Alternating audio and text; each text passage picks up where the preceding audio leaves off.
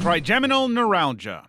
Imagine your face suddenly getting zapped by what feels like a lightning bolt made of knives. No warning, no logic, just sudden, pure, unfiltered pain. That's trigeminal neuralgia, aka the suicide disease. And yeah, it earned that nickname the hard way. This condition messes with your trigeminal nerve, basically the overachieving facial nerve in charge of chewing, blinking, and feeling your cheeks. But when it glitches, it feels like your face gets hacked by a sadistic little goblin with a taser. Every day, stuff like brushing your teeth, talking, or even wind touching your skin would bring you instant level 10 pain. Now, this isn't your average, ow, my head hurts. This is more like someone just stabbed me in the jaw with an ice pick made of electricity. It comes in sudden, brutal bursts, or sticks around like that one house guest who just won't leave. And the worst part, it doesn't always show up on scans. So people get misdiagnosed, brushed off, or told they're just being dramatic. Doctors aren't even 100% sure why it happens. It could be a blood vessel pressing on the nerve, or your brain just doing its chaotic thing. Meds can help, but sometimes it takes surgery to calm the storm. ALS, Lou Gehrig's disease. You know when your phone freezes and no matter how many times you tap it, it just won't respond? That's kind of what ALS does, except instead of a phone, it's your body. And instead of a frozen screen, it's your brain ghosting your muscles. ALS, short for amyotrophic lateral sclerosis, is a progressive neurodegenerative disease. The translation, it slowly kills the nerve cells that control your muscles. Walking, talking, swallowing, breathing, yep, all on the chopping block. It doesn't affect your brain's ability to think, though. You're fully aware while your body gradually stops listening to you. It's like being trapped in a mech suit with a dead battery, while still feeling every system failure in real time. Cruel doesn't even begin to cover it. It's also known as Lou Gehrig's disease, named after the baseball player who went from MVP to diagnosis in the span of a season. Nope. No cure, no real way to stop it, just a ticking clock and a front row seat to your own body shutting down. Most people live 2 to 5 years after diagnosis, though a few outliers like physicist Stephen Hawking beat the odds and lived for decades. But even then, it's a marathon of medical care, tech devices, and adjusting to constant change. Oh, and by the way, if you're loving this video, subscribe for more! Thank you! Huntington's Disease. Have you ever forgotten your keys, tripped over nothing, and then snapped at someone for asking how your day's going? Well, you've just lived 5 seconds of what Huntington's disease feels like. Except with Huntington's, that's just the warm-up act. Huntington's is what happens when your DNA loads a glitch into your operating system and hits play. Except you can't pause, rewind, or uninstall the update. It's caused by a mutation in the HTT gene, and this little genetic typo doesn't just cause problems, it basically rewrites your life. People with Huntington's don't start out looking sick. At first, it's subtle. A bit of forgetfulness, maybe some anxiety, a slight twitch in the hand that doesn't go away. But over time, it evolves into full-body jerking movements, slurred speech, memory loss, and mood swings that hit like a wrecking ball. It's like your brain is slowly losing connection with your body, and it knows it. The worst part about this disease is that you only need 1 copy of the bad gene to get it. So if any of your parents has it, there's a 50% chance you inherited it. Basically, your family tree becomes a game of genetic Russian roulette. Cystic fibrosis. You're breathing just fine until you're not. Imagine waking up every day like you've got a cold you never recover from.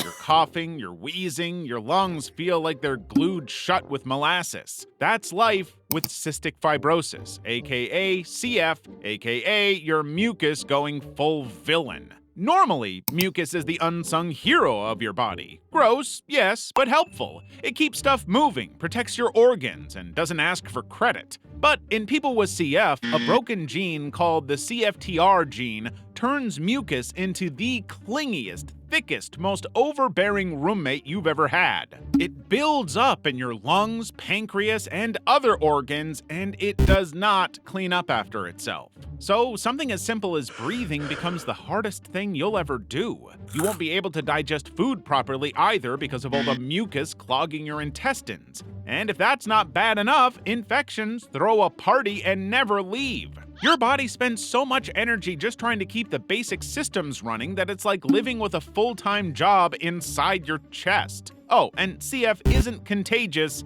but it is genetic. So both parents have to be carriers, which means CF often comes as a surprise nobody saw coming until the symptoms show up. For decades, it was seen as a childhood disease because most people didn't make it to adulthood.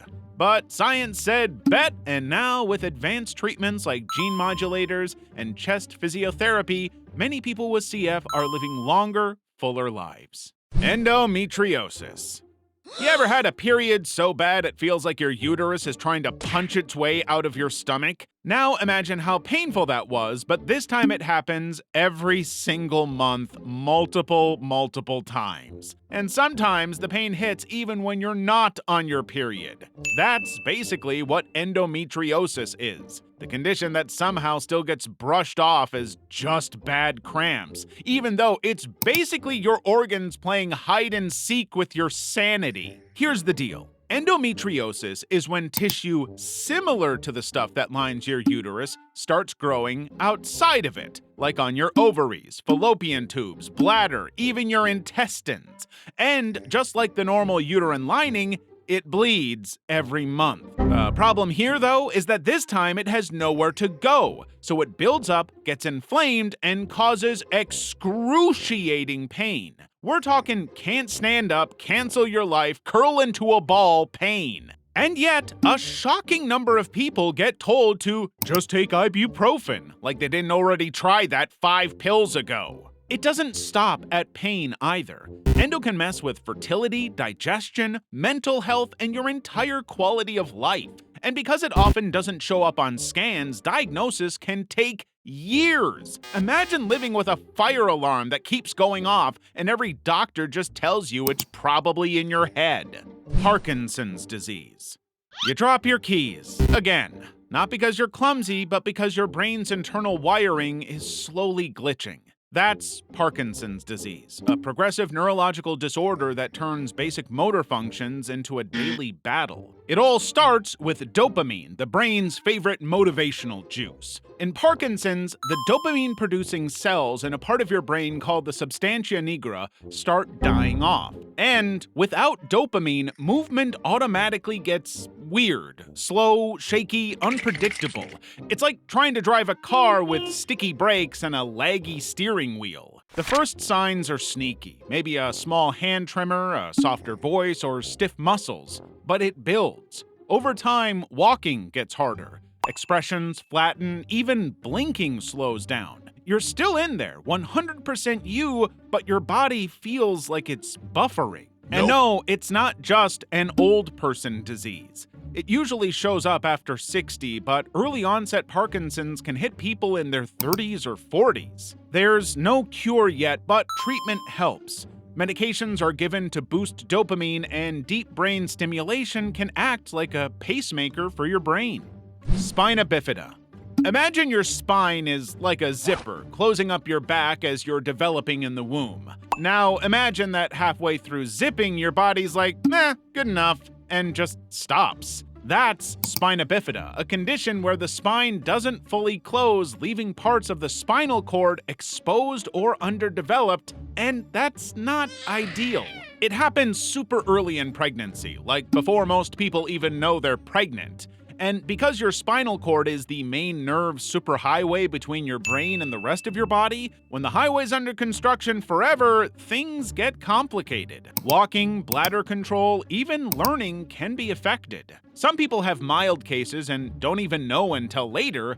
Others need surgeries, mobility devices, or round-the-clock care. There are different types, but the most intense one is called myeloma meningocele, which sounds like a pasta dish, but is actually the most severe form. It often shows up in a sac on the baby's back where nerves are poking out. This co-induction is mostly a combo of genetics and not enough folic acid during early development. That's why prenatal vitamins are basically the unsung heroes of baby building.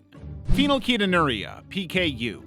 You eat a burger, your friend eats a burger. But if you have PKU, phenylketonuria, that burger could mess up in ways a burger absolutely should not. Why? Because your body is missing the enzyme that breaks down an amino acid called phenylalanine. Yes, it's a mouthful, so we'll just call it Phe. Phe is in protein. And protein is in basically everything delicious. Meat, dairy, eggs, even some artificial sweeteners. Most people break it down without thinking, but if you've got PKU, your body hits the brakes and Phe starts building up in your blood like toxic sludge. Left unchecked, it can damage your brain, especially when you're a baby. We're talking serious developmental issues, intellectual disability, and lifelong problems. The plot twist here, though, is that PKU is totally manageable if you catch it early. That's why newborns get a little heel prick blood test right after birth. If it's positive, boom,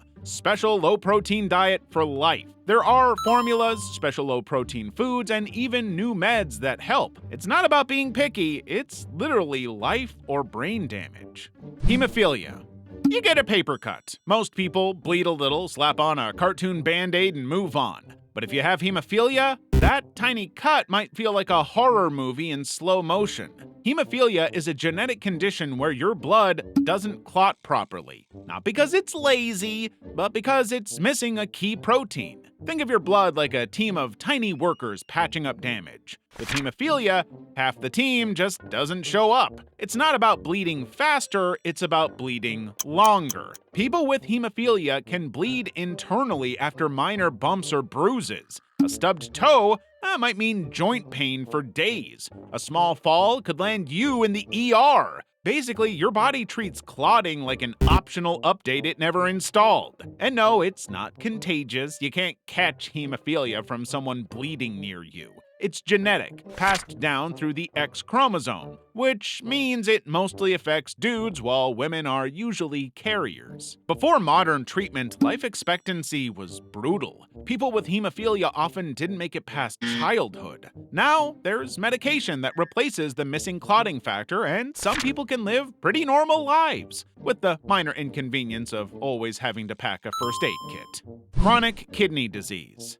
You know those little bean-shaped organs hanging out in your lower back? Yeah, your kidneys. They're like your body's janitors, filtering out toxins, balancing fluids, managing blood pressure, and basically keeping the whole place clean. But when chronic kidney disease, CKD, shows up, it's like your janitors go on strike, slowly, quietly, and then everything starts to stink. CKD means your kidneys are damaged and aren't filtering blood the way they should. It doesn't hit like a car crash, but creeps in like a slow Wi-Fi connection. At first, you don't notice much. Maybe you're tired, maybe your ankles are puffy, maybe you're peeing weird. But your kidneys are already drowning in backup work, unfortunately. And the worst part is, your body doesn't throw a tantrum until things are really bad. By the time symptoms are loud enough to notice, your kidneys might be this close to failing. Like, hope you enjoy dialysis 3 times a week level failing. Diabetes and high blood pressure are the main culprits, but also smoking, obesity, genetics, and that charming tendency humans have to ignore their health until it's basically on fire. Psoriasis, severe. Psoriasis isn't just dry skin or a rash. It's your immune system turning into your worst enemy. And with severe psoriasis, your immune system is one wicked villain. Normally, skin cells take about a month to grow and fall off. In people with psoriasis, it happens in just a few days. Basically, your body sends a message to your skin saying, "Grow, grow, grow!" This results in very thick red patches of skin covered in silvery scales that itch, burn, crack, and sometimes even bleed. And it's not just a few spots. Severe psoriasis can cover large parts of your body: your scalp, arms, legs, back, and even your face.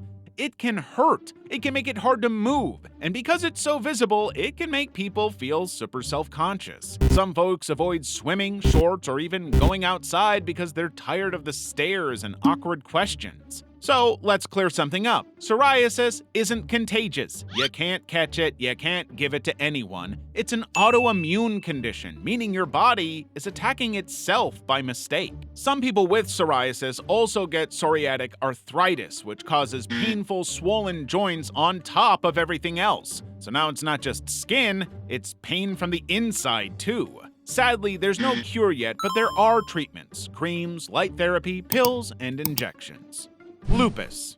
Imagine your immune system as a security guard whose job it is to kick out germs, viruses, and anything shady that comes into your system. But with lupus, that guard goes full mall cop mode, paranoid, power tripping, and attacking everything in sight, including you. Skin, joints, organs, doesn't matter. If it exists, lupus might body slam it just for showing up. It's an autoimmune disease, which is a fancy way of saying your body forgot who the bad guy is. One day, your immune system wakes up and decides your kidneys are enemy spies, or maybe your skin, or your brain. It's spontaneous betrayal with a side of chronic inflammation. It can also mimic other conditions so well that doctors sometimes chase it for years. One day it's joint pain, the next it's extreme fatigue, then a rash that looks like a sunburn but only shows up when you're not in the sun. Basically, it's the catfish of chronic illness.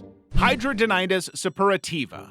You ever get a pimple in a weird place and think, okay, rude? Now imagine that, but it's not a simple pimple, but a painful, swollen, boil-like beast that shows up uninvited, stays for weeks, and when you think it's gone, it comes back bigger, angrier, and more intense. That's Hydrogenitis Suppurativa, aka HS, a chronic skin condition that acts more like a personal vendetta than a medical issue. HS usually pops up in places skin rubs together, like underarms, inner thighs, under the boobs, basically all the areas you do not want recurring wounds. And we're not talking cute little blemishes, we're talking deep tunnels under the skin. Yes, tunnels, drainage, infections, and pain that makes denim feel like sandpaper. Doctors don't know what causes it, but it's linked to inflammation, hormones, genetics, and possibly the universe just being in a bad mood. It's not contagious, just really cruel. And to make things worse, HS gets misdiagnosed all the time.